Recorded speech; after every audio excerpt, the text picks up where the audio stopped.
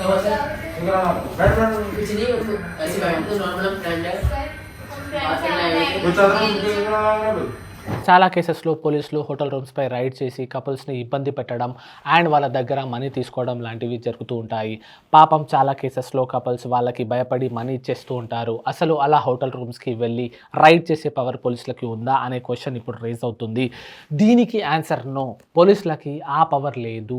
ఒకవేళ మీ ఏజ్ 18+ అయ్యి ఉండి మీ దగ్గర వ్యాలిడ్ ఐడి ప్రూఫ్ ఉంటే మీ గర్ల్ ఫ్రెండ్ లేదా బాయ్ ఫ్రెండ్తో కలిసి హోటల్ రూమ్కి వెళ్ళి ప్రైవేట్ టైం స్పెండ్ చేసుకోవచ్చు. ఎందుకంటే ఇది మీ fundamental right, article 21 of Indian constitution ప్రకారంగా. ఇన్ కేస్ ఎవరైనా పోలీస్ ఆఫీసర్ మీ హోటల్ రూమ్కి వచ్చి మిమ్మల్ని ఇబ్బంది పెడితే అన్నిటికంటే ముందు మీరు ఆ పోలీస్ ఆఫీసర్ ఫోటో లేదా వీడియో తీయండి.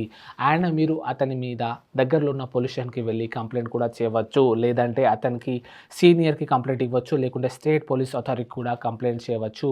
ఆర్ డైరెక్ట్కి కూడా కోర్టులో ఒక అప్లికేషన్ ఫైల్ చేయవచ్చు. ఇలా మీరు ఆ పోలీస్ని సస్పెండ్ కూడా చేయవచ్చు, లేదా అతనికి భారీ జరిమానా పడేలా చేయవచ్చు.